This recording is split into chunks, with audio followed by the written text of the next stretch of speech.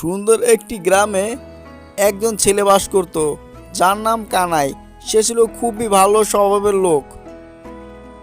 ওগো শুনেছো, ঘরে চাউল নেই, ডাইল নেই, বাজার পর্যন্ত নেই। আজ রান্না করবো কি বেরে, আর খাবোই কি বনে? ছোট বাচ্চাটা না খেয়ে বসে আছে, ওর কথা ভাবছি কি করবো না আমরা বুঝতে পারতেছি না। গিন্নি, কি আর কইব নে, জমিতে ধান হয়নি, চাউল নেই, খাবার নেই, টাকা নেই। আমার কিচ্ছু করার নেই গিন্নি, কিচ্ছু করার নেই।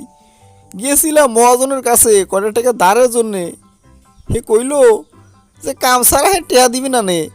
আমাকে এই কানাই রে কামে দিতে ওনার গিরে যে কি করবো আমি বুঝতে পারছি নে। হায় হায় হায় হায় হায়, আমাদের এটা কি হইলো? আমাদের এমন অবস্থা আইলো যে আমাদের কানাই রে কাজে দিয়া আমাদের চাউল কিনে ভাত খাইতে হবে। আমরা বাইচে দেখে কি করবো নে? তাছাড়া আমাদের যে মহাজন সে তো ভালো মানুষ না নে।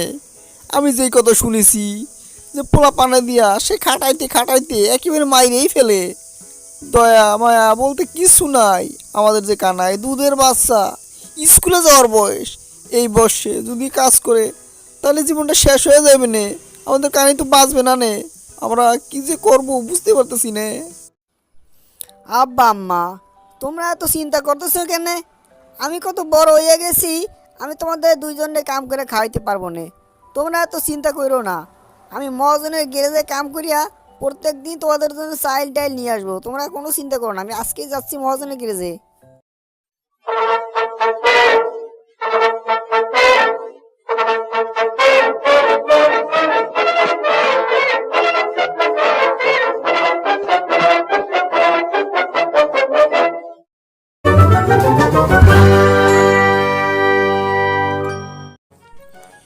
ইস, স্বর্ণের মুকুটটাতে তোমার জব্বের ভালো লাগতেছে। স্বর্ণের প্রতি আমার লোভটা রয়েই গেল। কিন্তু গ্যারেজের লোকদেরও তো ফাও কাম কম পড়াই না। এ অবশ্য লোভ যে আমার কবে যাইবে। তোমার কিসের লোভ? তোমার তো কোনো লোভই নেই। একটা রাজপ্রাসাদ করতে পারলে না, বড় বড় গাড়ি করতে পারলে না, বাড়ি করতে পারলে না, কিছুই তো পারলে না। তুমি একটা কাজ করো, আরো গ্যারেজে অনেক বাচ্চা বাচ্চা পোলাপান নাও, আরো বেশি করে খাটাও, তাহলে আমাদের আরো অনেক টাকা পয়সা হবে। ও কাকা, বাড়িতে আছেন নি কাকা? ও মহাজন কাকা, বাড়িতে আছেন? উই তো আবুলের ছেলে মনে হয় কামের জন্য ডাকাডাকি করছে। তুমি এই জায়গায় একটু দাঁড়াও, আমি আবুলের ছেলেরে এই মাত্রই গ্যারেজ দিয়ে এখনই আইতেছি। তুমি কোনো চিন্তা করো না, আমাদের টাকা আরও আসবে, পয়সা আসবে, ধনী হবো, টেনশন করো না। কাহা আব্বাই কই আছে কি যে আপনি গ্যারেজে কাম করতে, আর পয়সা পাতি দিয়েন, চাউল ডাল কেনার লাগবে না, আমার এখন লয়ে চলেন। ইস, ফকির নির্বাচনটা নিয়ে হয়েছে জ্বালা। তুই আগে কাজে এসেছিস, কাজ কর মন দিয়ে, টিয়া পাবি না পরে। আগে চল দোকানে চল, সব কাজ বুঝিয়ে দিই তোরে। আগে টিয়া টিয়া চল, কাজে চল।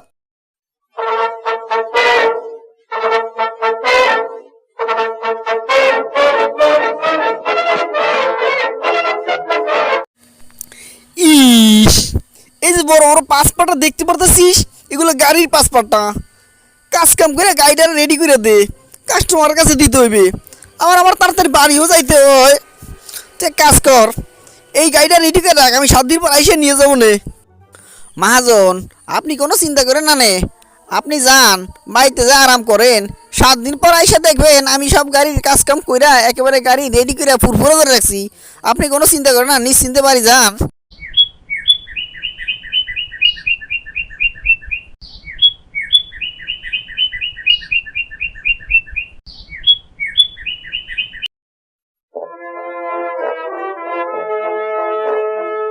কাহা এলাতে গাড়ির কাম তো কমপ্লিট, টাকা পয়সা দেন, বাড়ি যাই। বাপ মায়েরও অনেকদিন ধরে দেখি না, চাউল ডান কিনে বাড়ি যেতে হবে না, টাকা পয়সা দেন। ইস, এই ফকিনির বাচ্চাদের নিয়ে হয়েছে যত জ্বালা। কাম করেছিস, টাকা নিবি, এবার নতুন কি? তাহলে একটা গাড়ির কাম করলেই হবে? আরো 2-3টা গাড়ি আছে, আরো নতুন গ্যারেজ আছে, সেখানে চল, কাজ কর, পরে টাকা নিবি নে।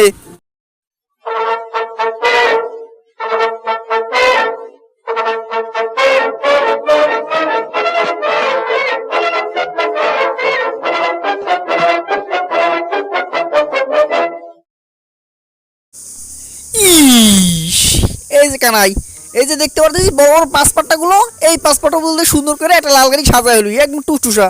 কোনো জানি গাড়ির সমস্যা নয়, এই 100 ভিতরে গাড়ি ডেলিভারি দিতে হবে।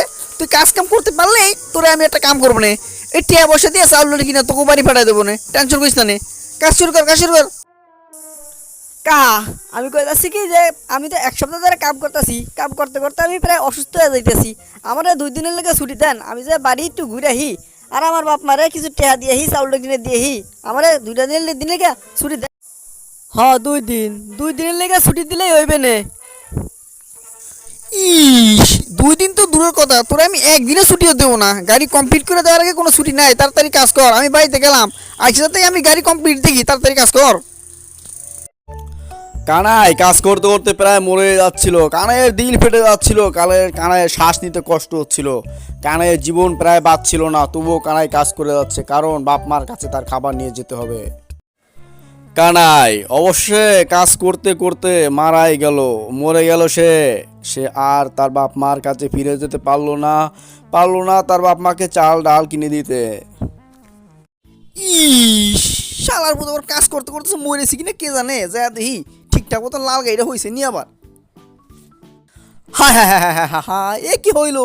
শালার প্রতি কাজ করতে করতে একেবারে মরেই গেল। এখন আমি ওর বাপ মায়ের কি জবাব দেবো না, ওর পরিবারে কি জবাব দেবো না, গ্রামের মানুষের কি জবাব দেবো না। আগে একটা কাজ করি, লাল গাড়িটা টুক করে সরাই ফেলাই, জানি না বুঝতে পারে আর কাজ করতে করতে মারা গেছে। একটা বুঝুম বুঝিয়ে দেবো না, টেনশন করবো না। কানাইয়ের বাপ মা অবশেষে খবর পেল যে কানাই আর বেঁচে নেই। তারা দৌড়ে গেল গ্যারেজে, যে তাদের ছেলে মারা গেছে, কিভাবে মারা গেছে সেটা দেখতে। হায় হায় হায় হায় হায়, আমার ছেলে কানাই মরে গেছে। কাম করতে করতে আমার ছেলেতে মাইরে ফেলেছে। হায় রে মহাজন, তোরও মনে ছিল এই? ইস, এখন পর্যন্ত তোর ছেলে একটা গাড়ির কাজও করে নাই। ও দেখ গ্যারেজের ভিতরে এখন পর্যন্ত লাল গাড়ি পড়ে আছে। তোর ছেলে একটা কাজও করছে, খায় 3 বেলা খাইছে আর ঘুমাইছে। তোর ছেলে মরে গেছে, আমি কি করব? বলছি একটা বরদোয়া দিবি না বরদোয়া? এই আজকে আমি বরদোয়া দিলাম, আমার ছেলে কানাই ভূত হইলেও তোরে মারবে, রাস্তাঘাটে যেখানে পাইবে তোরে মারবে। তুই একদিন রাস্তায় পড়ে মরবি, আমি বরদোয়া দিলাম। আমার ছেলে কানাই তোরে মারবে, মরবি, তুই মরবি। আমার নাম কানাই, আমি কেউকে ছাড়বো না, আমাকে যে মহাজন মেরেছে তাকেও না, কেউকে ছাড়বো না, আমি ছাড়বো না।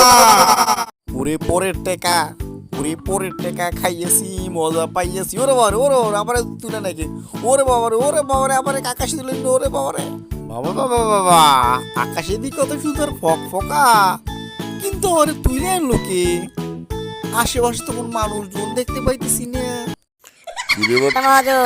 বলতো আমি আমি বালা কোথায় তো টাকা তোকে খাবো।